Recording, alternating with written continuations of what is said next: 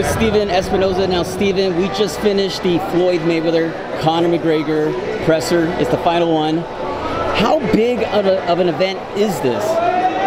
You know, it's hard to say at this point. I mean, we know it's massive. Is it a record breaker? You know, we're in the vicinity. There are a lot of the business records have already been broken. International distribution, live gate. You know, there are a number of different measurements that show us that it's exceeding Mayweather-Pacquiao. You know, it's only Wednesday. There's a lot of pay-per-view activity still to do. You know, the big question is it a record breaker, or is it going to be the second biggest of all time? You know, that's really the only question left. Right. Now, were you surprised that they approved the 8 ounces? Because normally 10 ounces are used for fights above 154 pounds. I was a little surprised, but in hearing Bob Bennett explain it, it made sense. You got two very experienced fighters. Floyd has fought in 8 ounce and 10 ounce. You know, obviously Conor is typically in 4 ounce. You know, I don't think you'd see this in very many other events. But when you've got one guy who's got 49 fights, you know, most of them in 8 ounce, some of them in 10 ounce. Right. Another guy who's used to 4 ounce, you know, in this situation, it probably didn't make a whole lot of difference. You know, one thing I find interesting is a lot of boxing fans keep telling us, listen, Conor McGregor has no experience inside a boxing ring. But let's not forget, the guy knows how to fight. He is a professional fighter. It's just in a different league, in a different sport. Yeah. MMA. He fights with UFC. Yeah. The man knows how to take a punch and knows how to give a punch.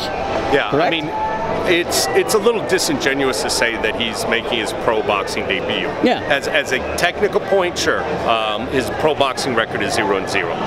But in terms of fighting, he's been fighting his entire life, and he's big, he's strong, he's athletic, he's young, he's much taller and longer than Floyd is.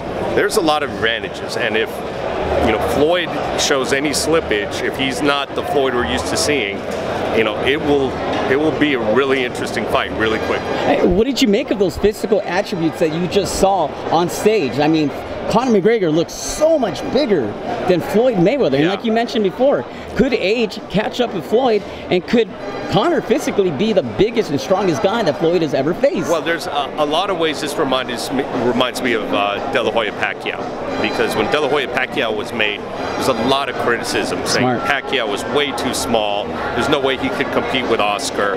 And then we got in the ring right now, and the unthinkable happened. And all of a sudden, you know, it wasn't the Oscar that we were all used to seeing.